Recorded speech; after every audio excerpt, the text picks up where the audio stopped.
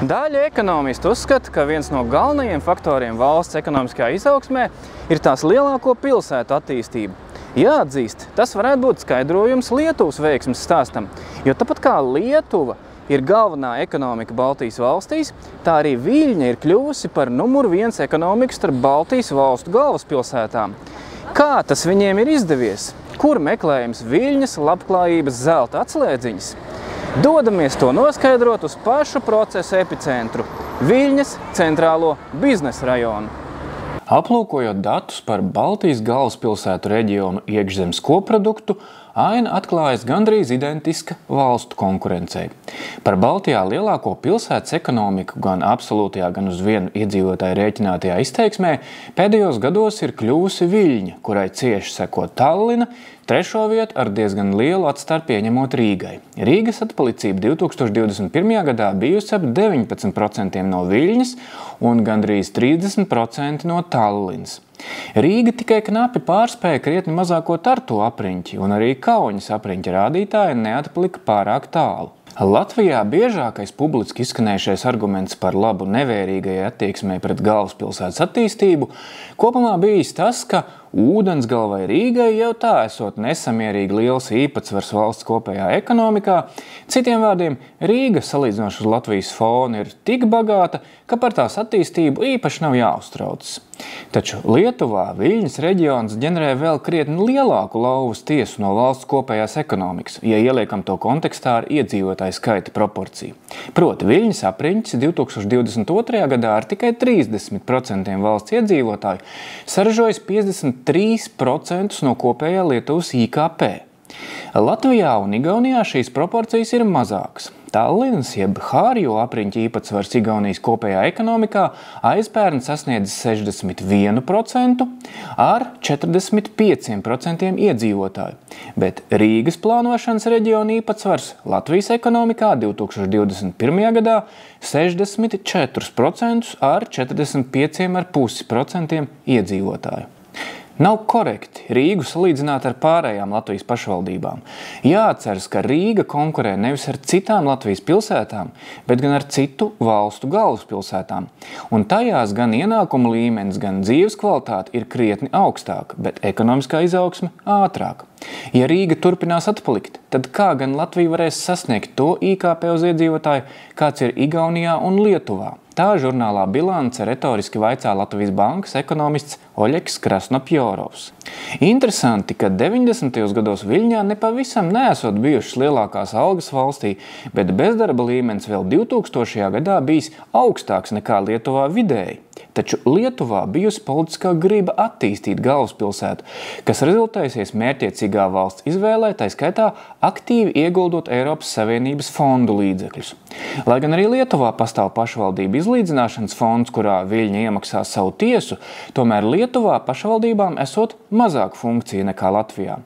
Šis faktors, kā arī zemākas cenas un iespējams arī labāka saimniekošanas efektivitāte, nosaka to, ka Viļņa ar apmēram tāda paša lieluma budžetu kā Rīga tomēr spēja paveikt daudz vairāk.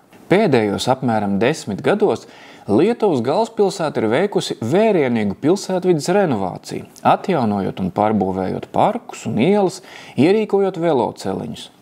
Esam mainījuši attieksmi pret ielas jēdzienu. Ja agrāk valdīja ideja, ka iela pamatā ir domāta autoplūsmai, tagad uzskatām, ka iela primāri ir paredzēta gājējiem. Praktiski tas izpaužas, piemēram, apgaismojuma plānojumā. Tiek domāts, lai tas pirmkārt kalpotu gājējam, ne autovadītājam. Gājēju ietvi zonas fiziski nodalām no autosatiksmes zonām ar apstādījumiem, krūmiem un kokiem, uzstādām daudz soliņu un tam visam izmantojam augstas kvalitātes materiālus. Tas strādā. Mūsu mērķis ir panākt, lai cilvēki pēc iespējas vairāk dodas ielās un pavada laiku tur.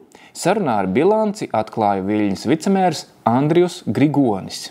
Kā zināms, arī Rīgā vēl nesen bija mēģinājumi pāriet no auto-orientētās filozofijas uz mūsdienīgo eiropeisko izpratni, ka priekšroka dodama gājējiem, velobraucējiem, sabiedriskajam transportam. Tomēr ātri vien tie saskārās ar spēcīgu pretestību no autovadītāju puses un noplaka. Kā Viļņai izdevies apiet šāda veida pretestību? Lietuvas galvaspilsētas stratēģija bijusi pārdomāta. Lai gan vecpilsētā un pilsētas centrā autosatiksme tikusi atbīdīta otrajā plānā, un, kā atzīst Andrijs Grigonis, savā ziņā pat apzināti padarīta neērta, pārējā pilsētas teritorijā vēl pirms tam tika veikti vērienīgi ieguldījumi autosatiksmes infrastruktūrā, atjaunots un izbūvēts maģistrāls, kas kalpo kā ātri efektīvi savienojums starp dažādiem pilsētas rajoniem. Viļņā panākts tāds kā nerakstīts sabiedriskais līgums ar autovadītājiem, kuri zina, kur ir autosatiksmes ērtība teritorija un kur tā beidzas. Citiem vārdiem, tranzīta maģistrāļa attīstīšana pārējā pilsētas daļā ļāvusi centru primāri atvēlēt citiem cilvēciskāka mēroga pārvietošanās veidiem un līdz ar to panākt visus pozitīvos efektus uz pilsētvides un dzīves kvalitāti. Tā tiešām izrādījusies efektīva stratēģija. Atšķirībā no Rīgas, no Viļņas cilvēki nemūk uz ārpilsētas ciematu pļavām. Viļņā ir krietni lielāks to iedzīvotāju īpatsvars, kuri pilsētu novērtē kā piemērotu dzīvesvietu jaunajām ģimenēm un attiecīgi arī lielāks šādu ģimeņu un jaunu cilvēku skaits. Viļņā, tāpat kā Tallinā, iedzīvotāju skaits jau labu laiku atsācis pieaugt, kamēr Rīgā tas aizvien krīt. Sagaidāms, ka jau nākamā gada sākumā Viļņa būs oficiāli kļuvusi par lielāko pilsētu Baltijā, jo šobrīd iedzīvotāju skaita atšķirība ar Rīgu ir vairs tikai 7000. Tas viss veidojas labvēlīgu klimatu arī ekonomikas izaugsmē. Darba spēka pieejamība, augošs tirgus, laba izglītība un angļu valodas prasmes, tāpat arī modernu biroju un dzīvokļu kvartālu aktīvu būvniecība bijuši priekšnoteikumi, uz kuriem balstoties bijis iespējams gan Viļņas domes, gan citu Lietuvas iestāžu sekmīgs darbs investoru piesaistē. Piemēram, Lietuvas banka izvirzījusi mērķi piesaistīt tik daudz finanšu tehnoloģiju kompāniju, cik vien iespējams, un pieņēmusi normatīvā regulējuma maiņu, kas ļauj šādām kompānijām licenci Lietuvā saņemt ātrāk. Tā Viļņa izveidojusies par vienu no vadošajiem fintech centriem Eiropā. Savukārt, kad 2020. gadā Baltkrievijā sākās masu protesti pret Aleksandru Lukašenko un tiem sekojušās represijas, Lietuvas valdība izvirzījusi mērķi piesaistīt pēc iespējas vairāk Baltkrievijas IT kompāniju, kas arī rezultējies ar labiem panākumiem. Tāpat Viļņā mājvietu raduši datorspēļu izstrādātāji, lāzertehnoloģiju ražotāji, kā arī biotehnoloģiju uzņēmumi.